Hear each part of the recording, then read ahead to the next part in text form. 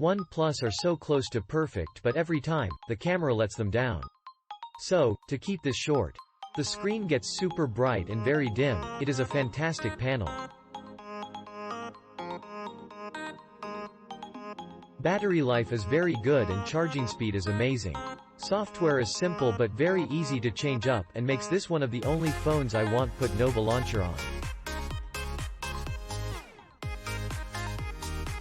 The design and build are sleek and pretty if ya don't mind the circular, rather sharp, camera bump.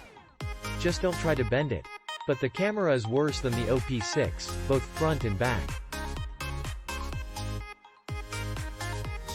How 48MP, even the mode itself, can be so blurry and soft I don't know.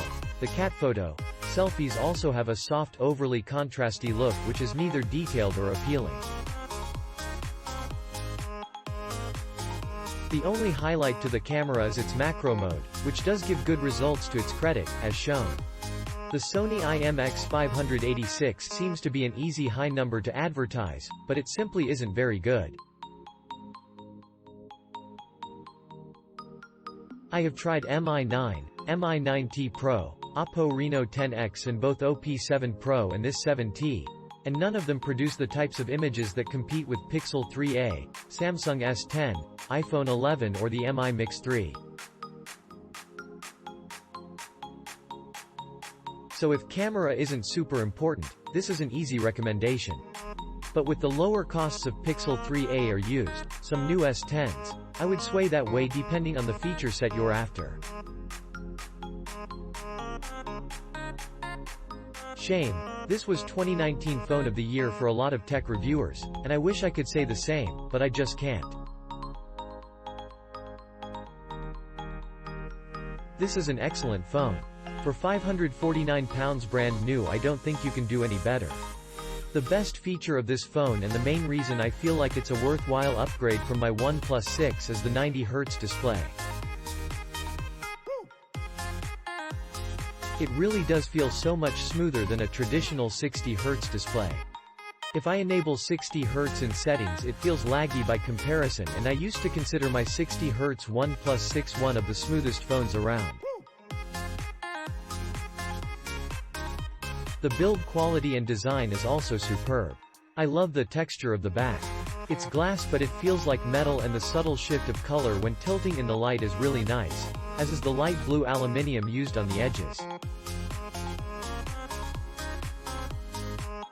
I also much prefer flat displays. It's the reason I chose the 7T, not the 7T Pro. The display gets really bright and is extremely vibrant. This phone feels thoughtfully designed and stands out. I also have to mention the fingerprint sensor and face unlock. Considering it's under the display, I was expecting the fingerprint to be slower than the rapid physical one on my OnePlus 6, but it's exactly the same speed. Practically instant, as is the face unlock. The vibration motor is also vastly improved. It has tight little vibrations now. It's not very strong, but it definitely gives the sort of haptic feedback you'd get on an iPhone or Pixel, just not as strong. The stereo speakers are good too and very loud at full volume with no distortion. And charging is silly fast. Battery is good, 5-hour screen on time for me. But it's almost irrelevant because you can top 70% in less than half an hour. The camera is good. Outside in daylight I feel like it stands up there with the best of the best. Things deteriorate the worse the lighting gets. It can still produce a striking photo with the nightscape option if the subject is completely still, but in general it struggles in lower light. The super macro mode is impressive though. You can hold the phone about an inch away from a subject and get impressive detail.